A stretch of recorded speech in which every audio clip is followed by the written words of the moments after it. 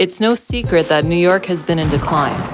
But why has it been in decline? And if you measured all of the 50 states and tried to figure out where New York fell in the Freedom Index, where would it fall on the list? New York's been number 50 for the entire time that we've done the study, through our entire data set, so since the year 2000. Wow. It's definitely the least free state, and it's also, not coincidentally, we think, the state that has had the biggest outmigration over that entire period. In fact, New York has lost population relative to the country as a whole every single year since 1953. It's a state that's, in relative decline compared to all the other states. They just don't have the political leadership to get them out of that. Are you flattered by this poll? I mean, they say 44% of the Democrats would prefer Andrew Cuomo for mayor. It's flattering, yes. Now, we do see that Hawaii has declined a lot in the last few years.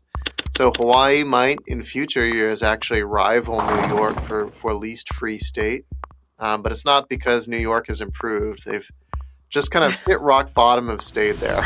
Sometimes I feel no matter how hard you try, there's always a barrier here in Hawaii. That's really funny, Jason, because, when outsiders look at the United States, they look at New York, they look at the Statue of Liberty, and that's like the American dream. That's that old kind of American dream symbol. Yeah. The music, the culture, that kind of idea of New York as being quintessentially American. So how do you think that they went in that direction? You've said kind of since the 50s, people have been leaving. So what happened to New York? Yeah, it's a great question.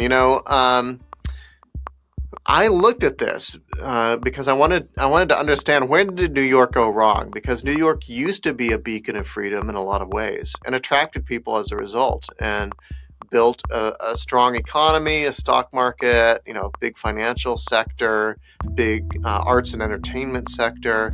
Because of the freedom that it enjoyed, it just had a dynamic, just a dynamic society. And what I found was that actually some of these changes, you can see the seeds of them as far back as the 1920s and 1930s, but they really only took off in the 1960s. It was the New York State actually at the state level had a lower than average tax burden all the way up until the 1960s. It had a higher than average local tax burden, mostly because New York was almost like a state unto itself, New York City, and raised a lot of taxes to provide public services there, like the subway. But New York was not an extremely high tax state until the 60s. And then New York City adopted its own income tax as well. So both the state and the city have an income tax. And it was really then that we start to see the decline really set in. And of course, New York City went bankrupt in the 70s.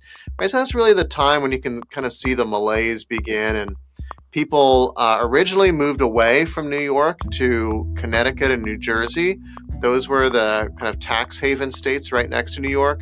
New Jersey adopted an income tax in the late 60s. Connecticut adopted one in the early 90s. And now those are both high tax states as well. And so now the number one state for New Yorkers to move to, can you guess? New Hampshire? No, it's Florida.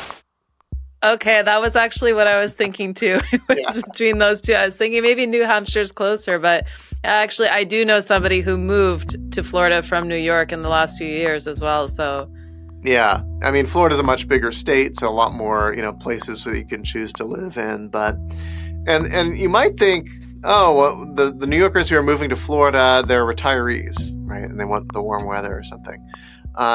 But we looked at all the census age group categories. That's they divide people up into 7 or 8 year categories by age, and they show migration, state to state migration by these age categories. And so the number one age group moving from New York to Florida is actually 18 to 25 year olds. Wow. Yeah, so it's young people going to study or to start their career who are moving from New York to Florida. And we think that has a lot to do with economic opportunity. They're just not finding it in New York. In upstate New York, there are no jobs. In downstate New York, the cost of living is too high. And that's partly a result of land use regulation, rent control, and high taxes. So they moved to places like Florida. To see where your state ranks on the Freedom Index, check out freedominthe50states.org.